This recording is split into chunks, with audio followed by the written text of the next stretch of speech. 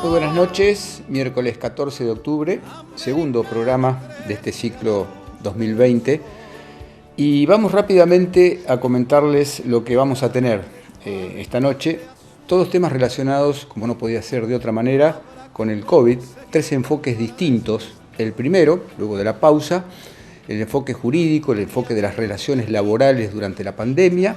El segundo bloque, precisamente los enfoques, el enfoque psicológico, los problemas psicológicos que nos trae el COVID.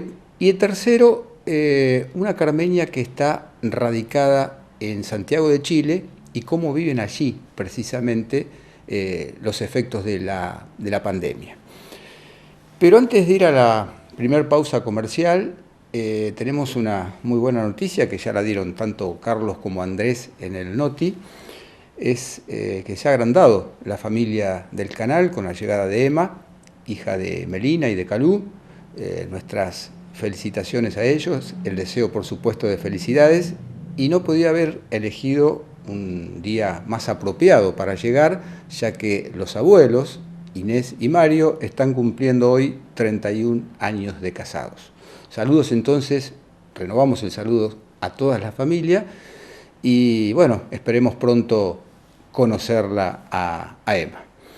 Vamos ahora entonces a la primera pausa comercial, lo hacemos como habitualmente, con música e imágenes de nuestra ciudad.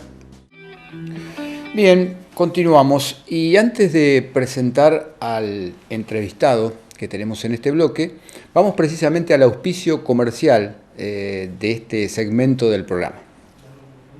Bueno, le doy un minutito, como no.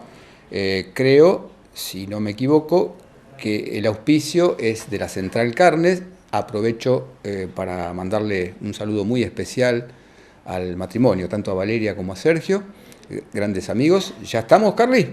Ahí estamos. Bien, ahora sí, vamos a hacer una pequeña introducción a este bloque.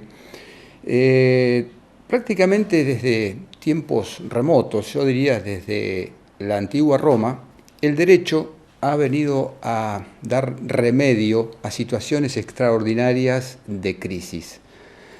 A esta coyuntura no ha escapado nuestro país, lamentablemente. Hemos vivido crisis tras crisis desde el año 1930, pero esta en particular, motivada en la pandemia, en el COVID, ha adquirido rasgos realmente, y repito, lamentablemente extraordinarios. Allá por diciembre, y casi previendo las consecuencias que iba a tener la pandemia, el Gobierno Nacional dictó un decreto, el 3419, de emergencia ocupacional y por el cual las indemnizaciones laborales iban a ser, o son mejor dicho, del doble. También una ley, la 27541, habla de la emergencia económica, financiera, previsional, entre otras cosas. Para hablarnos de esto, de las relaciones laborales durante la vigencia de la pandemia, tenemos vía plataforma Zoom a un amigo, a una persona especializada en estos temas, integrante del Colegio de Abogados del Departamento Judicial Mercedes como consejero. Hemos tenido la oportunidad de tenerlo aquí personalmente dando charlas, invitado por la Asociación de Abogados de Carmen de Areco. Me refiero al doctor Daniel Giuliano. Daniel, muy buenas noches, ¿cómo estás? Buenas noches, Ángel, a vos y a toda tu audiencia.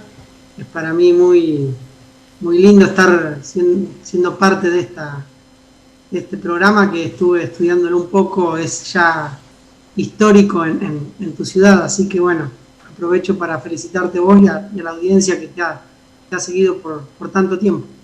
Muchas gracias, Daniel. Bueno, escuchabas la introducción. Lamentablemente en nuestro país son frecuentes las crisis, pero de las características de esta, casi que ninguna, ¿no?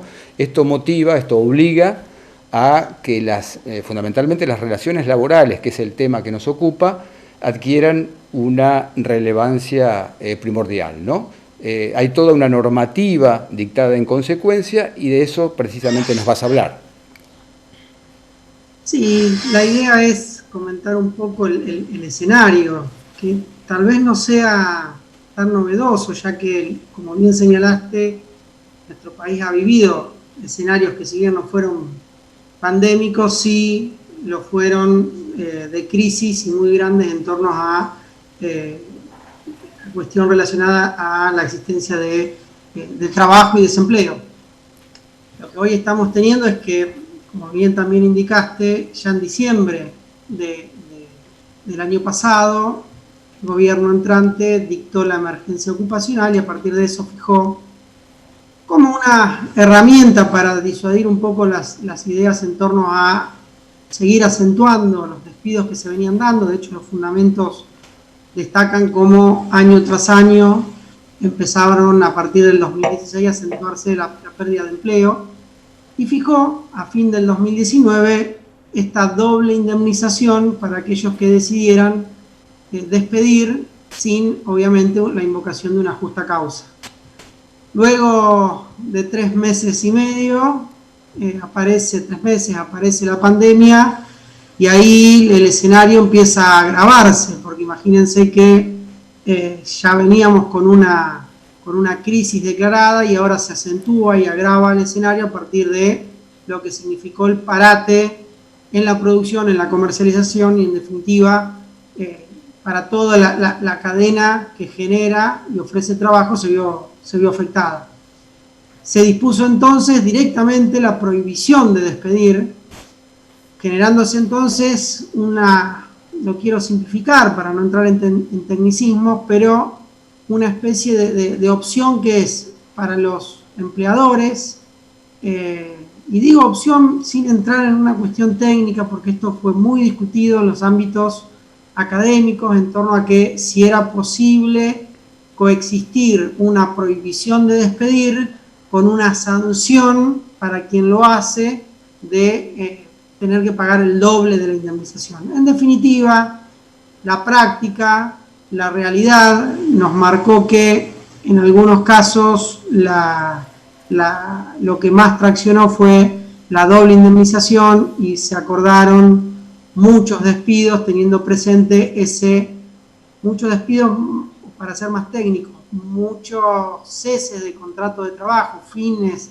de vínculos laborales, a partir de poner sobre la mesa un escenario que, si bien en marzo parecía breve, a medida que fue pasando el tiempo, la idea del no retorno al trabajo, o por lo menos no volver con la misma entidad que se venía celebrando, llevó a que se sentaran y dialogaran.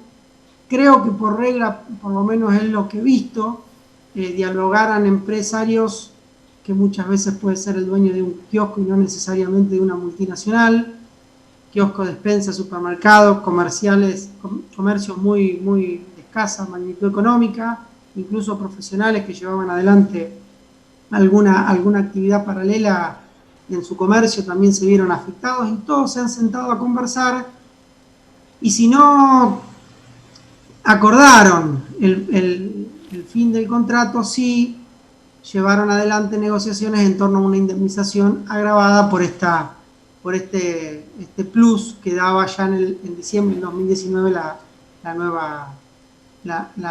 nueva emergencia, que no hizo más que insistir en un escenario que ya tiene 20 años. Daniel, así que, bueno, perdón, Daniel, y esta coyuntura que parecía breve en el tiempo, lamentablemente se prolongó y se prolonga, y esto motivó a sucesivas prórrogas de esta normativa de excepción, ¿no?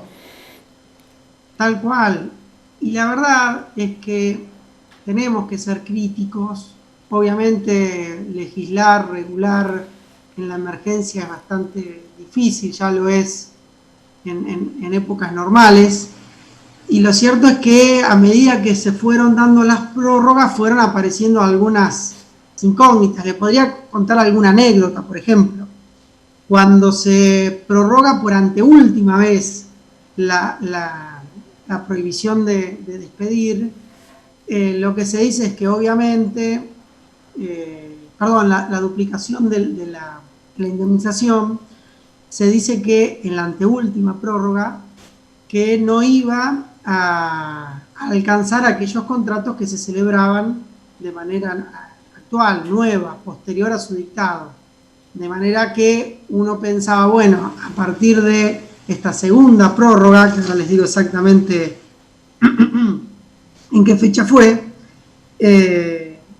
todo el que contratara, si tenía que despedirme, iba a estar alcanzado por este agravamiento. El tema es que en la última prórroga se copió y pegó el texto y ahora quedó que en realidad los que no están alcanzados son los que se contratan a partir de esta última prórroga en adelante. Y queda la inquietud de qué pasó con aquel empleador que en virtud de la anterior prórroga celebró un contrato y ahora se encuentra con que le dicen, mirá, te habíamos dicho que no estabas alcanzado por este agravamiento, por esta prohibición, y ahora sí lo estás, porque en definitiva creo que en el copy-pegue se olvidaron de señalar que proseguía aquella idea de que todo contrato celebrado luego de esta anteúltima prórroga no iba a estar alcanzado. Pero bueno, son las cuestiones propias de toda emergencia. Entendamos que el legislador muchas veces responde tardíamente porque demanda demasiado tiempo el estudio y la proyección y el encontrar los consensos necesarios para alcanzar una ley.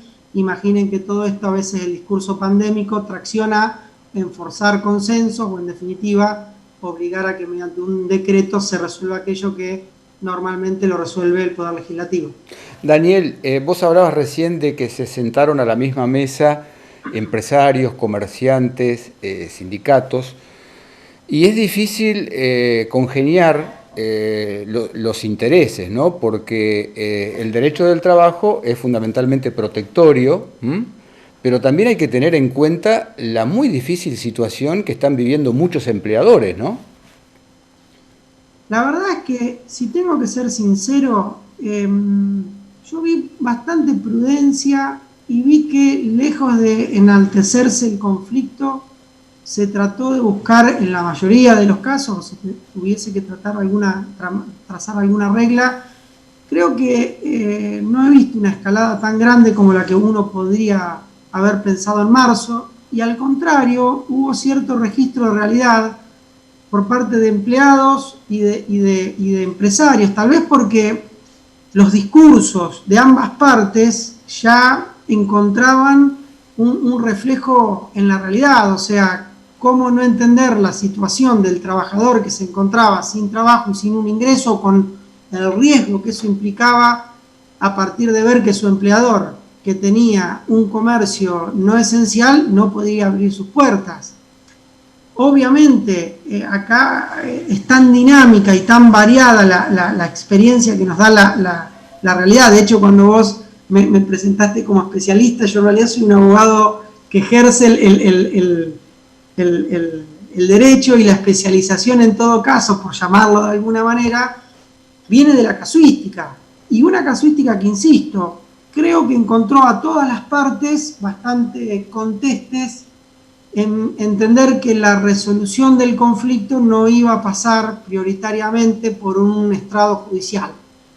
Y creo que ahí el rol de la abogacía, más allá de que todos sabemos las críticas que hoy atraviesa todo el Poder Judicial, todo el Servicio de Administración de Justicia, en el cual nosotros de ninguna manera estamos exentos, sí creo que también coadyuvó un poco a que en vez de canalizar estos conflictos por vía de juicios, como se conoce normalmente, se llevó a partir de diálogos y de consensos en torno a una indemnización más o menos negociada, teniendo en cuenta obviamente otras variables. Y yo acá trato siempre de ser realista. ¿En qué sentido? Obviamente los derechos laborales son irrenunciables, pero lo que sí o sí tracciona desde una faz práctica es la realidad de cada trabajador y de cada empresario que, insisto, no necesariamente es una multinacional o es alguien que tiene la suficiente espalda para poder exigirle que, de la misma manera que cuando tuvo rentas fabulosas no las compartió, cuando tiene pérdidas que pueden llegar a ser abultadas, las tenga que afrontar de manera exclusiva. Obviamente yo creo que acá hay que, de alguna manera, customizar con todo lo que eso implica, las opiniones o las lecturas que se hizo. Pero creo, Ángel, que tanto yo soy de Chivilcoy, que tanto Carmen como Chivilcoy no tenemos grandes ejemplos de empleadores de 1.000, 2.000 o 3.000 empleados, y en definitiva lo que hemos visto fue más un diálogo de aquellos que se vinculan no solo en el trabajo, sino en una cancha de fútbol, en una plaza o en un comercio afín a lo que es el habitual correr de la vida de cada uno. Daniel, y esa misma visión moderada que vos hablás de las relaciones entre empleadores y trabajadores, ¿también la tiene el Poder Judicial cuando el conflicto llega a judicializarse? Yo, sinceramente, soy muy crítico, como lo soy también de la abogacía. En esto nosotros no escapamos, sería bastante irresponsable ponernos por fuera de la realidad del Servicio de Administración de Justicia. Lo cierto es que falta un registro, a mi entender, importante, pero también lo cierto es que es tan dinámica esta realidad. Y voy a poner un ejemplo, miren, hace poco en un acuerdo se habían pactado 23 cuotas para resolver un conflicto. Y hoy llama, luego de 9 cuotas abonadas, llama quien debe y quien viene cumpliendo a rajatabla sus compromisos, y plantea el cancelar inmediatamente toda la deuda, pidiendo un descuento. Obvio, se llegó a un acuerdo con ya resignaciones de ambas partes. ¿Y cómo no ver que un análisis económico del escenario, de plantearse 10.000 pesos, por poner un ejemplo, y su cobro en cuotas a 14 meses, me planteo si no, todos no elegiríamos aceptar 5.000, 6.000 o 7.000 hoy, que implica un 30% de descuento, pero nominalmente, en la medida que uno mira la realidad y se encuentra con que económicamente más vale, en términos del lunfardo de un pájaro en mano que siguen volando, ¿cómo no ver la conveniencia de replantearse tal vez cuáles son las expectativas que uno puede construir realmente hoy por hoy? Y si esto lo traslado a la justicia, una justicia, y acá me centro siempre en el máximo responsable, que tendría que ser el modelo que baje o que derrame un ejemplo, que es la Suprema Corte. Una Suprema Corte que hoy por hoy está diciendo que aplicar una tasa cercana al 45%, 50%, implica indexar, implica actualizar. ¿Qué quiero decir con esto? Que si alguien tenía una deuda de 10.000 pesos hace 3 años atrás, y a esa deuda le queremos aplicar una tasa de interés porque no se cumplió en tiempo y forma del 50% anual, eso implica violar, actualizar y violar la prohibición que viene allá de los primeros años de la década del 20, del 2000, digo bien, y que nos dijo, cuando se estableció la convertibilidad, que un peso equivalía a $1 y que por eso no podíamos actualizar. Hoy por hoy la Corte está diciendo que los créditos alimentarios de los trabajadores se aplica, en caso de mora, una tasa pasiva, que eventualmente va a rondar entre el 30, 35, ha llegado un poco más, pero este año no tiene una proyección muy mayor. Imagínense qué registro de realidad podemos nosotros transmitir a un justiciable, a un trabajador, cuando le decimos, hoy te deben 10.000 y eventualmente dentro de un año la justicia te va a reconocer, el Servicio de Administración de Justicia te va a reconocer un 30, un 35, un 40%, porque eso compensa lo que implicó la privación de un año de ese capital. Por lo cual, creo que estamos en momentos donde hay que aprovecharlos. ¿En qué sentido? En que hoy se exacerban muchas situaciones. Hoy, ¿quién estaría de acuerdo con que un 30% anual compensa la privación de cualquier capital? Creo que nadie, Ángel. Así que bueno, un poco respondiendo a lo que decís, creo que el registro en realidad todavía se hace esperar y que hay muchas limitaciones como para dar una respuesta que en definitiva mejor satisfaga lo que hoy está sucediendo. Pero insisto, ha habido muchos acuerdos, En este sentido sí se han canalizado con algunos altibajos, pero dentro de todo creo que la buena intención o voluntad de resolver conflictos de acuerdo a un registro de realidad por parte de trabajadores, empresarios, inclusive letrados, esto lo pongo como parte también de la solución y no como parte del problema, creo que ha dado buen resultado y se va a ver reflejado para mí en las estadísticas en cuanto a la progresión de inicio de causa.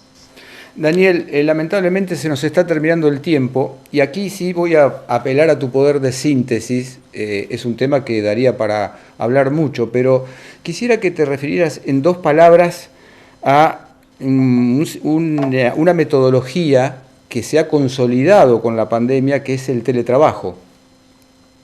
Justamente, bueno, les decía que legislar normalmente es complejo. Imagínense en la emergencia. La emergencia trajo el teletrabajo y el teletrabajo como modalidad atravesó todos los sectores, todos los contratos de contratos de trabajo de alguna medida se fueron ayornando a esta realidad. Se dictó una ley que si uno la lee un poco, quiero resumirlo, es una ley marco, ¿por qué? Porque deja mucho a la negociación colectiva, a que cada, vamos a decirlo en términos coloquiales, cada sindicato, cada asociación se siente a repensar aquello que en definitiva, si uno se pone a pensar, tiene antecedentes de más de o de casi 100 años. O sea, hoy tenemos leyes que regulan las jornadas de trabajo que se remontan a casi una década anterior, por lo cual estamos en un momento bisagra de cambio. La ley de teletrabajo todavía no está vigente, sí marca hacia dónde vamos, y lo que sí es importante destacar es que hoy por hoy el teletrabajo no tiene que implicar ni tiene que ser aceptado como una pérdida de derechos a futuro. O sea, la situación de emergencia no implica de por sí que quien hoy haga teletrabajo tenga que seguir en esa situación. Tampoco implica que cualquier contrato hoy pueda llevarse directamente al teletrabajo sin considerar la palabra del trabajador. Pero insisto, o sea, estamos viendo por ahí el momento bisagra en el cual nos preparamos para discutir de manera real algo que en algunos casos, me refiero a antecedentes en otros países, ha significado una peligrosa regresión en materia de derechos laborales. O sea, que yo en este sentido, si tuviese que dar una lectura, digo, estamos en una etapa de cambio donde hay que tener muy en claro que no se puede volver para atrás, lo que no implica desconocer las necesidades del desarrollo. Así que bueno, Ángel, serán yo creo que el año que viene, cuando esto empiece a verse como un cambio paradigmático, ya no a partir de la emergencia, sino a partir de la irrupción de la tecnología, creo que ahí vamos a darnos el verdadero debate, que no va a ser solo teletrabajo. El teletrabajo vino a acentuar la ubertización de los contratos. Ustedes vieron lo que ha pasado con Uber, con Globo, por ahí nosotros en el interior no tanto, pero en Capital cualquiera que ha ido ha visto cómo aquel empleado parece ser que ahora se transforma en un mini empresario de su propio emprendimiento y por ende tiene que empezar a asumir sus propios riesgos, desnaturalizando un poco la idea intuitiva de un contrato de trabajo. Daniel, siempre es un gusto escucharte. Esperemos que, bueno, superada Dios mediante la pandemia, te tengamos muy pronto aquí en Carmen de Areco brindando una de tus habituales charlas. Y eso de la especialización corre por mi cuenta, seguro que es así. Dejo un poco de lado la parte técnica, la parte del derecho, y para cerrar el bloque, como lo hacemos habitualmente con nuestros entrevistados, elegí un tema musical de tu agrado. Vos sabés que el otro día justo conversábamos y estábamos escuchando un tema que, si lo tenés, de Mercedes Sosa, cantado en realidad por ella, Todo Cambia. Me parece que también tiene algo que ver con los momentos que estamos viviendo. Daniel, así que ese sería el tema. Muchísimas gracias, te mando un abrazo grande. Otro para vos y para toda tu audiencia. Muchas gracias, Ángel. Bueno, con el tema elegido por el doctor Daniel Giuliano nos vamos a la pausa comercial. Luego de ella seguimos hablando de los efectos de la pandemia, esta vez los efectos psicológicos con la licenciada Andrea Ferreira. Bien, continuamos. Vamos a presentar rápidamente a la entrevistada de este bloque, la licenciada Andrea Ferreira. Andrea, muy buenas noches. Antes que nada, feliz día. Ayer, claro. el Día del Psicólogo. Sí, y en sí, voz sí. a todas las psicólogas, especialmente a las de Carmen de Areco. Bien. Gracias, Ángel. Sí, ayer fue nuestro día y bueno, me gusta mucho que me saluden y bueno, aprovecho también para saludar a todas mis colegas. Andrea, si vos me permitís, vamos a la presentación comercial de este segmento del programa y ya estamos charlando contigo. Hablando de teléfonos, 44 29 35, nuestra línea para cualquier pregunta a la invitada de este bloque. Andrea, bueno, mucho se habla de la nueva normalidad, lamentablemente, ¿no? Nos vamos a meter en los efectos psicológicos de la pandemia. En el bloque anterior hablábamos de las relaciones laborales. Acá, bueno, esto es más delicado, más profundo, ¿no? Y muchos síntomas. Sí, muchos. ¿Qué es lo primero que tenemos que decir con respecto a los efectos psicológicos de la pandemia? En principio, bueno, se trata de algo, digamos, que nos ha golpeado a todos, ¿no? O sea, no sé si históricamente hay otro suceso como este, ¿no es cierto?, ¿no? Donde globalmente hemos sido alcanzados, ¿no? Esto por sí mismo ya tiene sus efectos. ¿Por qué? Digamos, porque los seres humanos nos llevamos bastante mal con todo lo que tenga que ver esto que algo me enfrente, digamos, a mis limitaciones, aquello que no puedo manejar, que no puedo gobernar, ¿no es cierto?, ¿no? Y la pandemia... Nos cuesta asumir límites, ¿no? Sí, claro. Y esto nos llega de afuera, ¿no? Y de alguna manera... quizás todo aquello que hemos construido, ¿no es cierto?, ¿no?, sobre una base poco firme, ¿sí?, queda amenazado entonces, ¿no?, pierde estabilidad. Vos me preguntabas recién por los efectos, ¿no es cierto? Bueno, perdón, Andrea, lo primero que se nos originó con la pandemia fue un temor, un miedo grandísimo al contagio. Sí. Esto el que lo niegue está mintiendo realmente. Sí.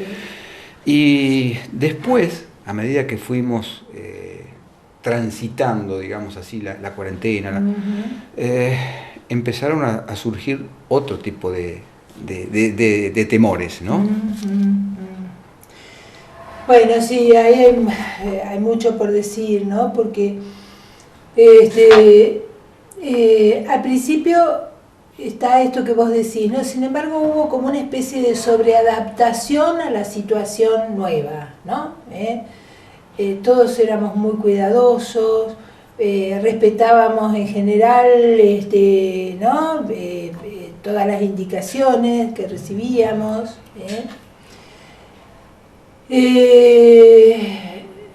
Bueno, después voy a hablar de cómo están las cosas ahora, ¿no es cierto?, ¿no? Pero no me quiero ir de esto que vos me preguntabas, ¿no? A ver, a cada uno,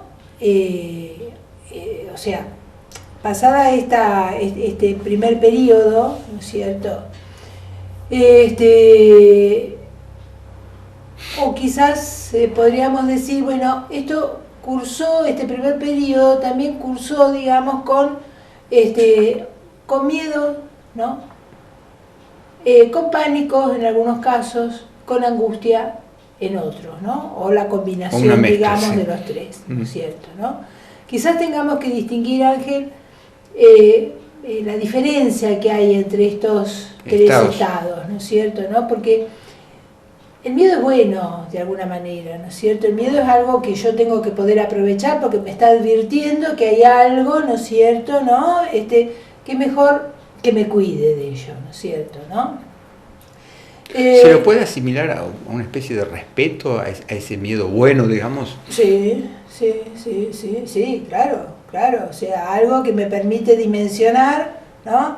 Que la gravedad de la coyuntura. Y sí. El pánico es distinto, ¿no es cierto? Porque es un miedo irracional, ¿no? Entonces, aquellas personas ya con ciertas características, ¿no es cierto?, de estar muy preocupadas con su cuerpo, con su salud, en lo habitual, esta pandemia, digamos, llega y bueno, se torna muy persecutoria. Ahora, en este tipo de situaciones, que como lo decías vos en la introducción, que jamás vivimos así de una manera global, pasar del miedo al pánico es un límite muy cortito, ¿no? Sí.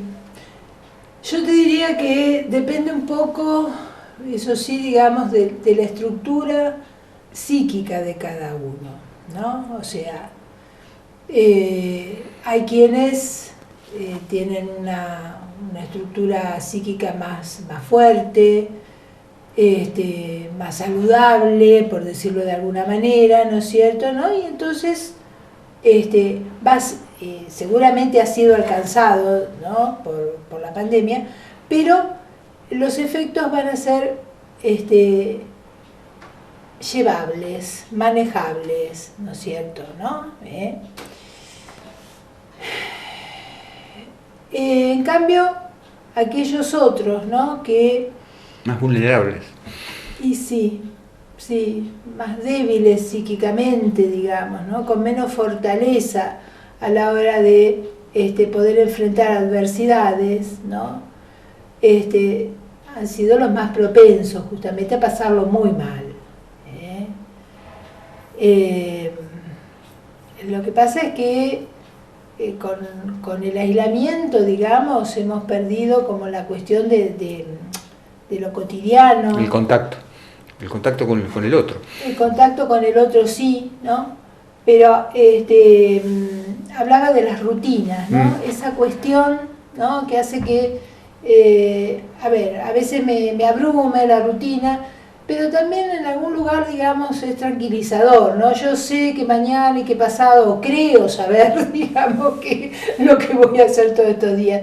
Bueno, justamente la pandemia arrasa con esto, ¿no es cierto? Porque me deja, ¿no?, sin todo eso que yo tenía que hacer y que llenaba un espacio, bien o mal, pero ahí estaba, ¿no? De pronto me enfrenta, ¿no es cierto?, a eso que se abre, ¿no?, que hace que en definitiva, en muchos casos, ¿no?, se haya favorecido un encuentro con lo propio, ¿no? Y en esos encuentros no siempre los resultados son buenos, ¿no es cierto?, ¿no? Por eso, digamos, no todo el mundo está en condiciones de poder encontrarse, digamos, haciendo un balance de cómo están sus cosas, cómo está su vida, ¿no? Qué cosas quizás están bien, qué cosas no están bien. Y paralelo a esa sensación de miedo, de pánico en algunos casos, hay otra también que podemos calificar de incertidumbre, ¿no? Alimentada por el desconocimiento global que había de la pandemia, ¿no? Porque se fue improvisando, la propia Organización Mundial de la Salud hoy te dice una cosa, mañana te dice lo contrario. Eso genera en nosotros, y el estar continuamente frente al televisor, escuchando cosas contradictorias en algunos casos, no por una mala información, sino porque la propia fuente de esa información es también contradictoria, porque es un desconocimiento general que hay con respecto a esto, ¿no? Ese estado de incertidumbre afecta y mucho. La incertidumbre muchísimo, porque hay que estar muy fuerte psíquicamente, justamente como para soportar, ¿no?, esto de no saber qué va a pasar, ¿no? Y esa incertidumbre, Andrea, no solo desde lo sanitario, sino también que abarca otros aspectos, fundamentales también como lo laboral, por ejemplo. ¿Qué va a pasar con mi trabajo? ¿Qué va a pasar con mi empleo? ¿Qué va a pasar con mi actividad? Sí, claro. Recibiste, por supuesto, consultas con respecto a esto. El diagnóstico está. ¿Cuáles son las soluciones? ¿Cuáles son los consejos que se dan en estos casos? No quiero entrar mucho en violando el secreto profesional. No, de ninguna manera. Lo que pasa es que, a ver, quizás tengamos que distinguir cuestiones que el aislamiento destapó, ¿no? O sea, no es lo mismo quien vivió o está viviendo el aislamiento, digamos, en una buena compañía para sí mismo, digamos, que la reconoce como tal, ¿no? No es lo mismo, digamos, aquel que esto lo toma, digamos, en una situación patológica, por ejemplo, con su pareja, ¿sí? De hecho, los casos de violencia han aumentado muchísimo. Sí. No es lo mismo quien le toca pasar por esto y tiene un familiar enfermo a cargo, por ejemplo, ¿no? Que tiene que atenderlo y estar verdaderamente 24 horas allí. En verdad, para cada situación, no es lo mismo la edad, digamos, no es lo mismo para los niños, para los adolescentes que para el adulto. El adulto, desde luego, una de sus preocupaciones va a ser sin duda lo laboral, ¿no es cierto?, ¿no? Y también considerar que este tiempo es un tiempo perdido, ¿no? Por ahí el adolescente, el joven tiene otra expectativa. Bueno, pasa esto y tengo toda la vida por delante. Sí, pero eso tiene más que ver con la mirada del adulto, digamos. Pero para el adolescente, que está en un momento de su vida que tiene que poder desprenderse de la familia, digamos, ¿no? Que no pueda salir, que no pueda estar con otros, que no pueda hacer esa experiencia justamente porque él está buscando una identidad propia, ¿no? Y esta situación de aislamiento justamente le complica las cosas, se las obstaculiza, ¿no es cierto?, ¿no? Porque, bueno, en vez de poder estar con sus amigos, ¿no? Buscando su identidad quizás en ese grupo de pares, ¿no? Tiene que quedarse retenido en la casa. También necesita de su familia el adolescente, pero tiene que poder salir, ¿no? Son los que más sufren la falta de socialización, ¿no? Sí. ¿Vos tenés también experiencia con jóvenes por ejercer todavía la docencia, Andrea? Sí. Sí. ¿Qué te dicen los chicos?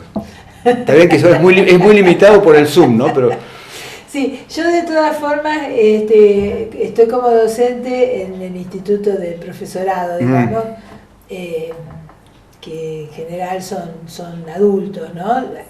Tengo algunos, pero es la minoría. En verdad, creo que lo que más nos complica a todos es la cuestión de comunicarnos justamente por teleconferencia, ¿no es cierto?, ¿no?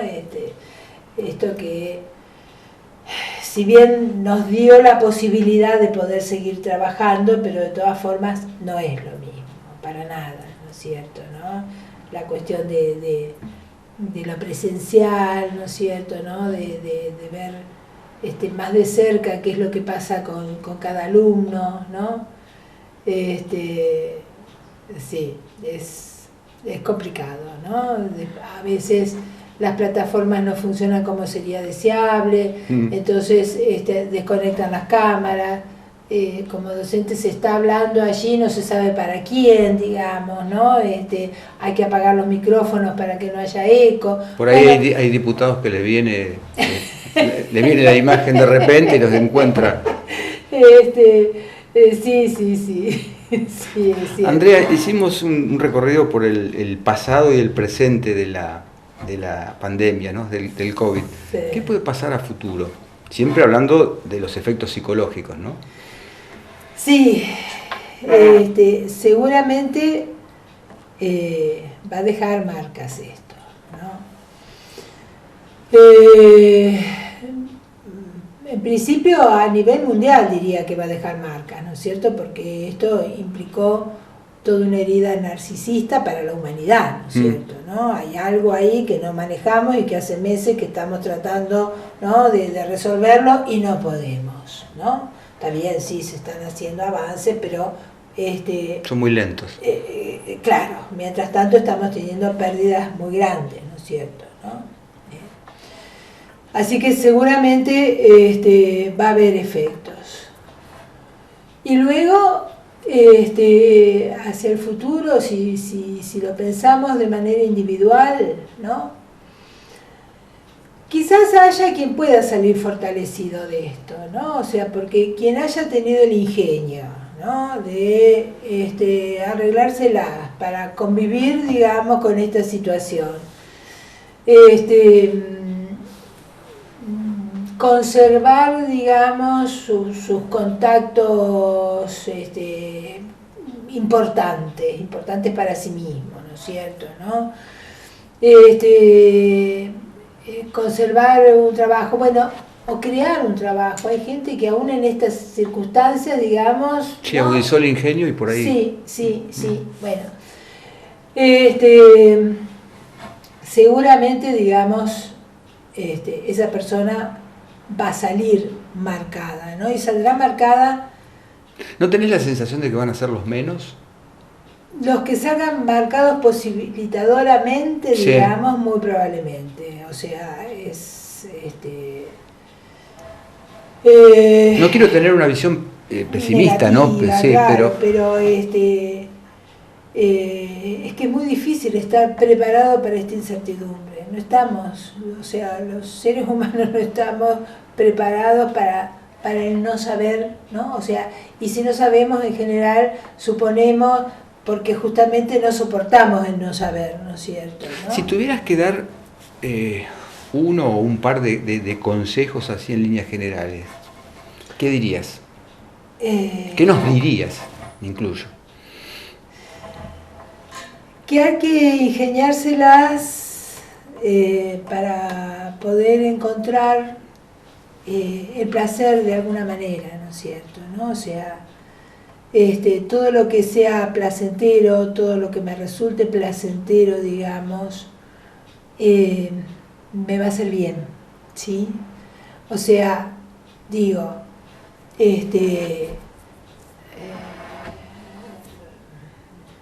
a ver, quien está o sostiene relaciones amorosas, me refiero al mundo de los afectos, ¿no? Que se las ingenie para sostener eso, ¿no es cierto?, ¿no? ¿De qué manera? Y ya sabemos, digamos, de que con el distanciamiento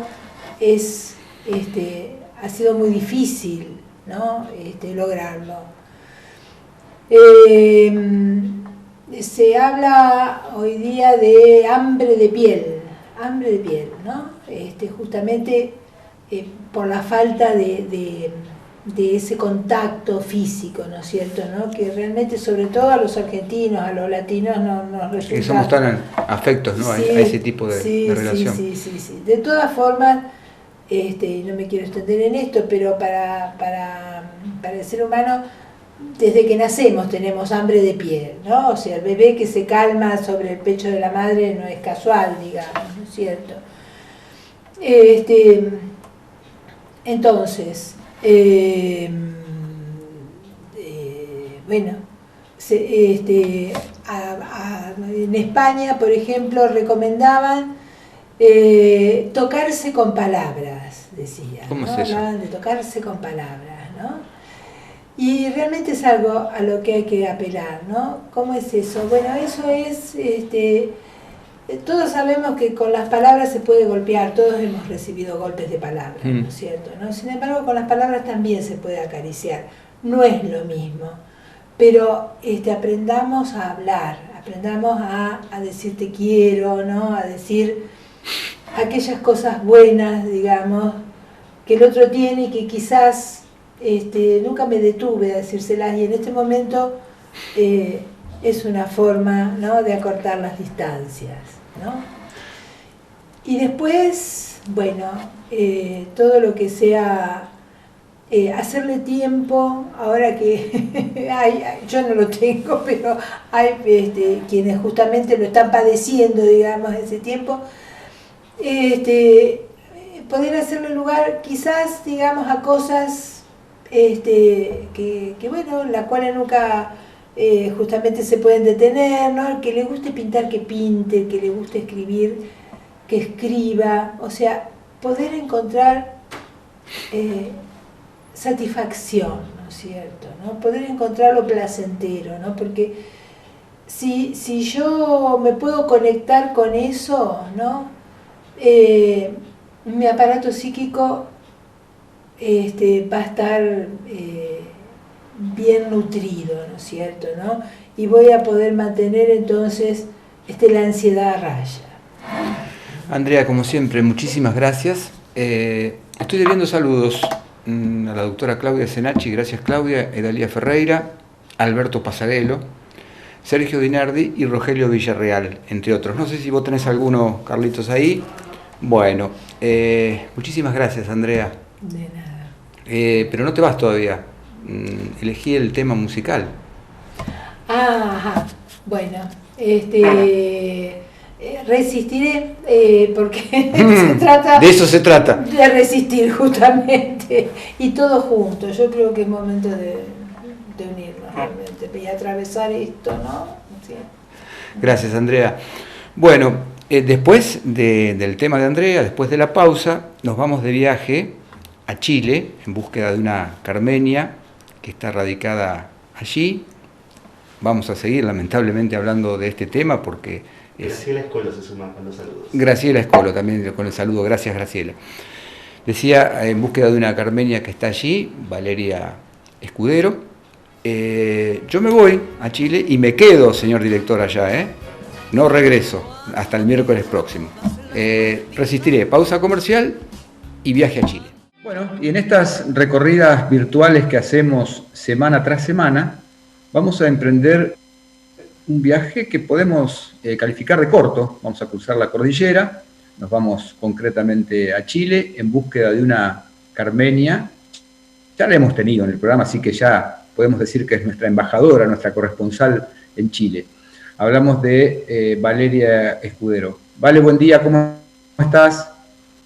¿Qué tal, Ángel? Buen día, muchas gracias por invitarme nuevamente. Un saludo a todos los televidentes también. Estoy muy contenta de que hayas pensado en mí para esta entrevista y, como sabes, cuando gustes, no hay ningún problema. O sea, Bien. Todo lo que nosotros podamos ayudar. Perfecto. Valeria, antes de entrar a hablar de, lamentablemente, el tema del 2020, contanos dónde estás ubicada concretamente, en qué lugar de Chile. Bueno, yo estoy en Santiago, en realidad estoy en las afueras de Santiago, ¿sí? O sea, Santiago se divide como en comunas, ¿sí? Yo pertenezco a una comuna de Santiago, pero estoy ubicada como al norte, tendría que ser, de la región metropolitana o de Santiago, por así decirlo. Estoy muy cerca de la cordillera. Bueno, en realidad Santiago está al lado de la cordillera, pero acá donde yo estoy la veo, o sea, salgo al patio y la tengo ahí pegadita, por así decirlo.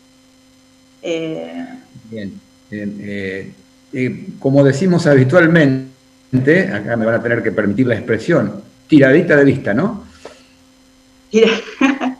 Sí, la verdad que sí, es espectacular, es muy buena la vista. O sea, cuando nosotros llegamos a Chile a mí me sorprendió muchísimo, o sea, todas las vistas que vos tenés son preciosas y además, como es angosta, o sea, es un país angosto, tenés la posibilidad de irte a pasear a la cordillera o irte a ver el mar, el océano, así que la verdad que en ese sentido tiene unos paisajes espectaculares y muy cerca, accesible. Bien. vamos a dejar lamentablemente la parte linda de lado por unos minutos nada más, después volvemos al final. ¿Cómo están viviendo ustedes, concretamente vos, Valeria, la pandemia? Si hubo aislamiento total, preventivo, ¿qué tipo de medidas tomó Chile con respecto al virus? Bueno, nosotros, me imagino que igual que allá en Argentina, por lo que vengo conversando con mi mamá, venimos escuchando del famoso COVID desde finales del año pasado, por así decirlo, y lo veíamos como súper, súper lejano. Algo muy lejano. ¿Cómo? No, perdón, te interrumpía, algo muy lejano. Exacto. Esto fue como en diciembre del año pasado, noviembre, diciembre más o menos. En enero, febrero ya se veía como que empezaba a estar un poco más cercano con el tema de los viajes, de los vuelos, que empezaban a haber casos en Italia, en España, principalmente en Europa. Entonces ahí se empezaron a tomar medidas en Chile, empezaron a prepararse, por así decirlo, porque veían que en algún momento iba a llegar y empezaron a aumentar lo que son las camas dentro de los hospitales, empezaron a comprar respiradores también, por toda la experiencia que se escuchaba del resto de los países, por así decirlo. Y más o menos en marzo, ahí empezaron los primeros casos acá en Chile. Todavía no estaba el sistema chileno, por así decirlo, full preparado, pero como en la mayoría de Latinoamérica se decidió empezar con la cuarentena total, por así decirlo. Creo que esto fue más o menos mediados, finales de marzo, porque recuerdo que mi hijo había arrancado el jardín y pudo ir las primeras 2 semanas, creo, que fue más o menos ahí, y después ya dejó de, o sea, empezó con el tema de las cuarentenas y ahí cortó todo, inclusive en el trabajo, yo también, porque o sea, por el tipo de trabajo que yo hago, puedo hacerlo desde casa, y ahí dijeron todas las personas que pueden hacer su trabajo desde casa, se van todas a cuarentena, y ahí, bueno, cerraron la frontera también, en abril más o menos. Nosotros teníamos nuestras vacaciones programadas y al final no lo pudimos hacer, y eso fue abril, mayo más o menos. También implementaron el toque de queda, y esto un poco por bueno, o sea, las restricciones del COVID, y también, bueno, con todo el tema a finales del año pasado, también en octubre, fue lo del estallido social, entonces había como, o sea, estaba bastante convulsionado el ambiente. En marzo también se esperaba como que fuera la réplica, por así decirlo, del estallido, que al final no fue por todo esto. Y bueno, en junio se tuvo el mayor pic de casos, unos 9.000 casos más o menos llegó a haber, y también, bueno, un montón de fallecidos, lamentablemente. Y a partir, o sea, en junio, con todo esto, o sea, la curva se empinó como demasiado rápido, por así decirlo. Entonces empezaron a tomar muchísimas medidas un poco más restrictivas. Empezó a haber mucho control de carabinero. ¿Cómo? Perdón, ¿en qué consistían esas medidas más restrictivas y el toque de queda? El toque de queda se daba principalmente a la noche. O sea, los horarios fueron como cambiando. Al principio era a las 9 de la noche. Después se fue, a medida que fuimos avanzando, se fue como el horario fue aumentando, por así decirlo, y en el toque de queda no puede circular nadie, a menos que tenga un permiso especial por hacer algún, bueno, trámite no, pero por alguna urgencia, que haya que ir al hospital o lo que sea. Sí o sí se requiere un permiso especial, o tiene que ser una persona que trabaja en el área de salud, pero no, o sea, se prohíbe la circulación total. Y con el tema de las medidas más restrictivas, dentro de lo que es la cuarentena total, por así decirlo, porque como en Argentina, en Chile se sigue unos determinados pasos, por así decirlo, ¿sí? El paso 1 es la cuarentena total, y ahí no se puede circular sin permiso. Por ejemplo, las empresas solamente pueden trabajar las que son del rubro alimenticio, o sea, los insumos como de primera necesidad.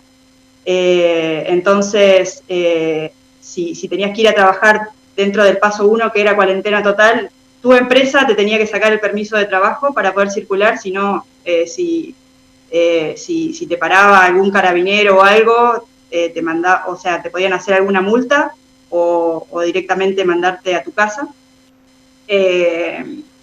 Y, por ejemplo, para ir a comprar al supermercado también te dan un permiso por semana en el paso 1. Y, por ejemplo, si tenés alguna urgencia también, o sea, básicamente es como un toque de queda, porque sí o sí necesitas un permiso. Y ese mismo permiso te lo piden, por ejemplo, en el supermercado. O si vas a una urgencia, te lo piden en la urgencia. Es más, para sacarlo, si tenés que ir a una consulta médica, por ejemplo, a ese permiso de circulación que lo sacás por internet, tenés que adjuntar la hora médica, o la receta, o lo que sea.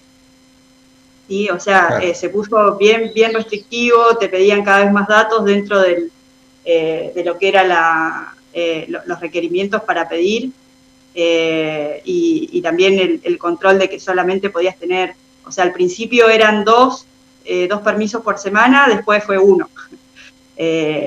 A medida que, como te digo, o sea, como la curva se fue empinando y cada vez más rápido, esas restricciones se pusieron más estrictas. Valeria, vos hablabas recién del pico de la pandemia, y no recuerdo si dijiste junio o julio, pero ¿cuál fue la evolución de la curva desde ese mes hasta la fecha? Así como subió rápido, también bajó rápido, porque la ves y la curva es una cosa así, por todas estas medidas que te estoy comentando, y la realidad es que ahora se mantiene más o menos entre 1.500 y 2.000 casos. O sea, 2.000 es muy raro que llegue, 1.500, 1.700 casos. En su momento, cuando estuvimos en PIC, había un 90% de utilización del servicio de salud, por así decirlo. Igualmente, ellos se siguieron expandiendo, ¿sí? Entonces, ahora que estamos en la parte baja, tenemos todavía,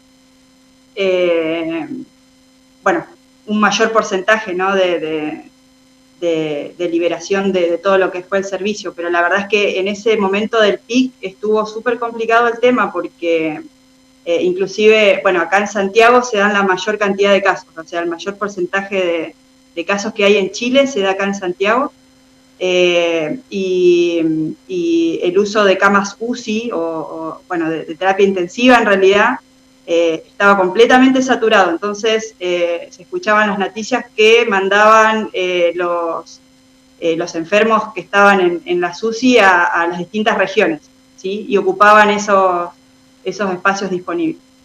Y había todo un tema ahí también. Recién nos hablabas de la interrupción de las clases de tu hijo, del jardín, allá por el mes de marzo. Claro. ¿Cómo es la situación actual con respecto a la educación y las clases? Bueno, con respecto a las clases, la mayoría de los colegios, sean públicos o privados, se rigen por el Ministerio de Educación de acá de Chile. Entonces, ellos tienen un plan de retorno, por así decirlo, y están haciendo una prueba en una de las comunas acá dentro de Santiago que tiene mejor estadística, por así decirlo, o sea, bajo nivel de casos, donde ellos ya arrancaron inclusive algunos jardines, porque lo que se hablaba en un primer momento era solamente de la educación media, por así decirlo, o sea, los chicos que van a la secundaria, por el tema principalmente del distanciamiento social, ¿no? Para un chico más chico es como más complicado.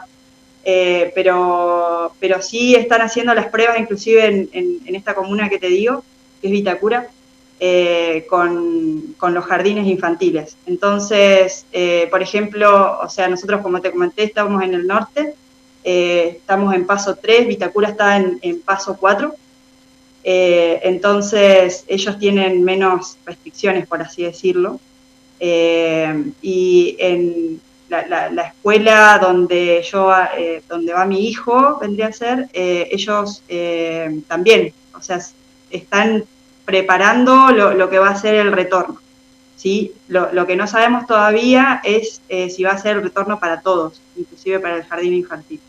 Pero bueno, o sea, nos hacen encuestas a nosotros, no solamente el tema de lo que dice el Ministerio de Educación, en el caso de la escuela donde va mi hijo, ¿no? Sino que también nos hacen consultas a nosotros. Valeria, se nos está yendo muy rápido los minutos y quiero aprovecharlo integralmente. Si yo te pediría un resumen con respecto a la situación, casi en 2 palabras, y una comparación que no me gusta mucho comparar, pero comparar un poco con la situación de Argentina. El resumen sería que está aparentemente bajo control la situación chilena. Sí, o sea, yo creo que lo tienen bastante controlado. En comparación con Argentina, bueno, en este momento en Argentina están viviendo lo que nosotros vivimos en junio, porque yo te diría que vienen subiendo cada vez más, entonces, como te digo, acá se resolvió con el tema de los controles, y también lo que veo que sirvió es el tema de esto de restringir por comunas, por así decirlo. Santiago es una ciudad importante, no tanto así como capital, porque en Argentina se da como la mayor cantidad en capital, ¿no? Y ellos lo tienen bastante controlado desde el gobierno en sí, ni siquiera desde el municipio, sino que el gobierno, de acuerdo a las estadísticas que tiene, dictamina qué comuna va cambiando de paso, qué comuna no, y así. No solamente en Santiago, sino que para todo Chile. Es distinta la situación, acá son 19 millones de habitantes, en Argentina yo creo que sería inmanejable poder tener esta situación, poder replicarlo, por así decirlo, pero igualmente el tema de los controles fue súper importante, y bueno, o sea, como te digo, yo creo que ellos o acá lo hacen, o sea, creo que están mejor que allá, pero también porque considero que es un volumen manejable, por así decirlo. Sí, han tenido problemas, como todo, o sea, el tema de las decisiones que se han tomado, que fueron muy criticadas, no es todo perfecto tampoco, o sea, pero igualmente, sí. O sea, si hay que comparar, a mí tampoco me gusta, yo creo que estamos un poco mejor que en Argentina. Valeria, y aquí sí apelo a tu poder de síntesis. Y voy a apelar a tu experiencia personal. ¿Cómo es la vida laboral y la vida recreativa hoy? Hoy, bueno, hoy ya estamos mucho más acostumbrados. Al principio fue súper duro porque yo estuve trabajando desde casa, como te digo, muchos meses. Mi hijo no lo tuve acá conmigo. Mi marido también, por el trabajo que hace, se quedó en casa. Así que fue duro acostumbrarse porque, bueno, o sea, el tema de tener a tu hijo acá todo el tiempo, es un hijo chico porque tiene 3 años, casi 4, entonces todo el día con la madre, por así decirlo, pero bueno, al final nos terminamos acostumbrando, inclusive mis compañeros, o sea, con la situación en sí hizo que todo cambiara y que todas las personas también se tuvieran que acostumbrar a esta nueva realidad, por así decirlo. Entonces, por ejemplo, mi hijo ya es parte de las reuniones. Todos mis compañeros lo saludan, lo conocen, ya sabe qué es lo que va a hacer, qué es lo que no va a hacer. Y de a poco estamos volviendo. O sea, yo estoy yendo entre 1 o 2 veces por semana a la empresa y la empresa también está haciendo un plan de retorno. Entonces, en algún momento vamos a volver.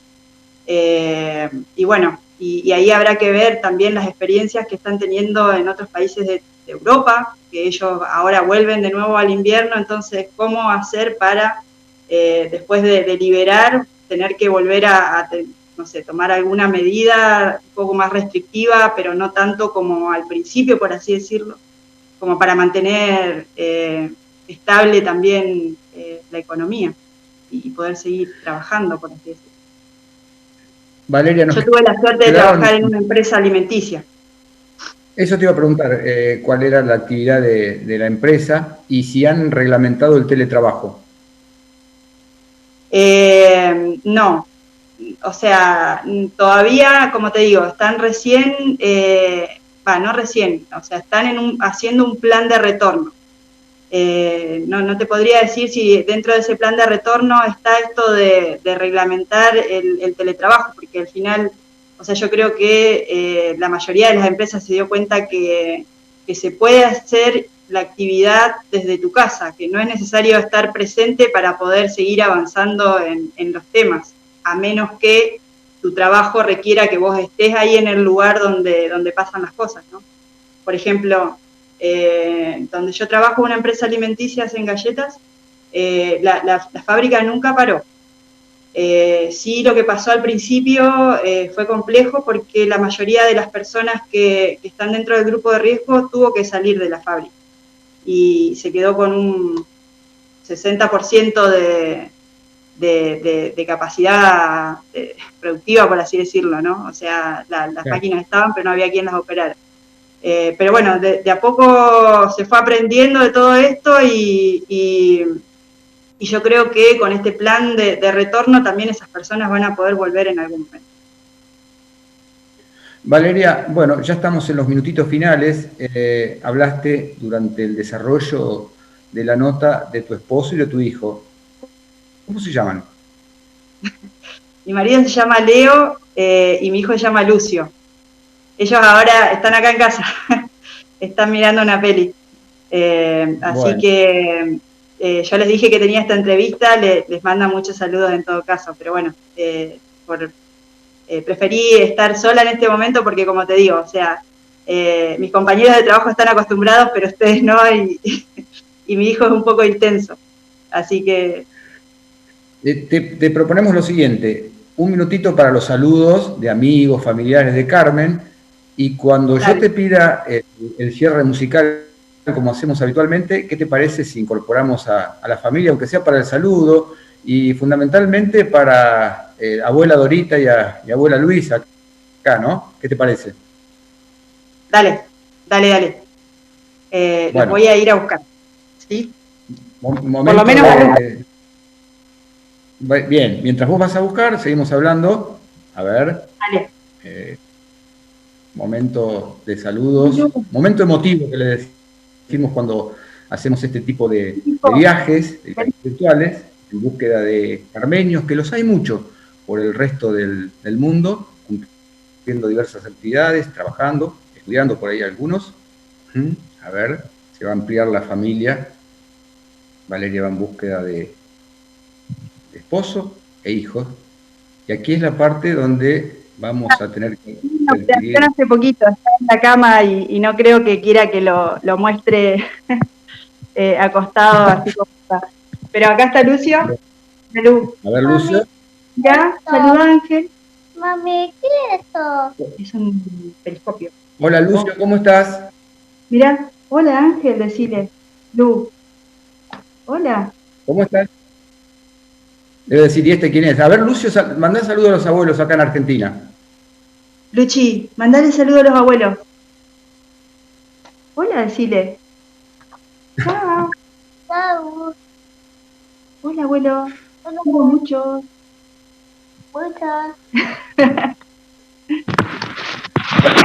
Aparte de esto que le vamos a dedicar el saludo, o le dedicarás el saludo más especial, amigos que te hayan quedado, que quieras recordar. Sí, a todos mis amigos que están allá, a Ana, a mis tíos, bueno, a mi familia obviamente, a mi papá, a mi mamá, a mis hermanos. La verdad es que los extraño un montón y esto de no poder ir me complica un poco, pero bueno, acá estamos comunicándonos igualmente muy seguido y espero que pronto nos podamos ver. Y nada, los quiero mucho, así que los extraño muchísimo. Muchísimas gracias, Valeria. Vamos a tener a lo largo de los programas, nosotros estamos hasta final de diciembre, seguramente otro encuentro con la promesa que vas a asumir de mostrarnos la cordillera. ¿Qué te parece? Dale, sí, me parece perfecto. Muy bien. Cuando quieran, no hay ningún problema, y ahí se las muestro. Bien, te mandamos un beso grande. Y gracias por estos minutos y el cierre con la elección del tema musical de tu preferencia. Bueno, muchísimas gracias a vos por invitarme y un saludo a todos allá en Carmen. Y el tema que me gustaría sería el de Maná, en el muelle de San Blas. Muy bien. Gracias, Vale. ¿Sí? Beso grande. Bueno, muchas gracias. Saludos a todos. Nos vemos. Hablamos pronto.